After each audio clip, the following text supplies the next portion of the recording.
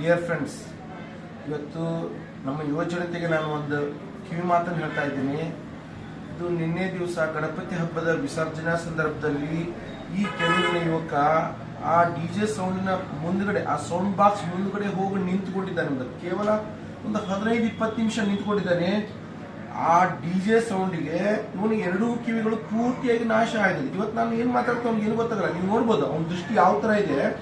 ಈ ವ್ಯಕ್ತಿಯ ಕಿವಿಗಳು ಎರಡೂ ಹೋಗಿದ್ದೇವೆ. ಅದಕ್ಕೆ ನಾನು ನಿಮ್ಗೆಲ್ಲ ಹೇಳ್ತಾ ಇರೋದು ಏನಪ್ಪಾ, ಒಂದು ಕಿವಿ ಮಾತಂದ್ರೆ, ನಾವೆಲ್ಲ ಡಿಜೆ ಸೌಂಡ್ ಮುಂದೆ ನಿಂತ್ಕೊಂಡು ಹುಚ್ಚದ್ದು ಕುಣಿತೀವಿ. ಆ ಧ್ವನಿಯ ಪೊಲ್ಯೂಷನ್ ಅನ್ನ ಲೆಕ್ಕ ಹಾಕುವುದಿಲ್ಲ. ಇದು ಈ ಯುವಕನ ಮೇಲೆ ಆದಂತ ಒಂದು ಪರಿಣಾಮ. ಆದ್ರೆ ಚಿಕ್ಕ ಚಿಕ್ಕ ಮಕ್ಕಳ ಮೇಲೆ ಏನಾಗ್ತದೆ ಅಂತ ನಾವು ಯಾರು ವಿಚಾರ ಮಾಡೋದಿಲ್ಲ. ಹೊಟ್ಟೆಲಿರ್ತಕ್ಕಂಥ ಪ್ರೆಗ್ನೆಂಟ್ ವುಮನ್ಗಳು, ಹೊಟ್ಟೆಲಿರ್ತಕ್ಕಂಥ ಮಗುವಿನ ಬುದ್ಧಿಮಾಂದ್ಯನೂ ಹೋಗುತ್ತೆ, ಹೃದಯ ದೌರ್ಬಲ್ಯ ಆಗ್ಬೋದು, ಹಾರ್ಟ್ ಅಟ್ಯಾಕ್ ಆಗ್ಬೋದು. ಇವತ್ತು ಇದು ಒಂದು ಜ್ವಲಂತ ಉದಾಹರಣೆ. ನನ್ನ ಮುಂದೆ ಕುಂತಿದ್ದಾನೆ ಈ ವ್ಯಕ್ತಿ. ಅವನು ಎರಡೂ ಕಿವಿಗಳು 95% ಹೋಗಿದೆ, ಕೇವಲ 5% ಅವನು ಜೋರಾಗಿ ಮಾತಾಡಿದ್ರೆ ಮಾತ್ರ ಕೇಳುತ್ತೆ. ನಾನು ಇಷ್ಟು ಸಾಮಾನ್ಯವಾಗಿ ಮಾತಾಡ್ತಿದ್ರು ಅವ್ನಿಗೆ ಏನು ಕೇಳೋದಿಲ್ಲ. ಯಾಕಂದ್ರೆ ಅವನ ವ್ಯಕ್ತಿಯ ಒಂದು ಹಾವಭಾವನೆ ನೋಡ್ಬೋದು. ಆ ವ್ಯಕ್ತಿಯ ಪೂರ್ತಿಯಾದಂಥ ಕಿವಿಗಳು ನಾಶವಾಗಿದೆ.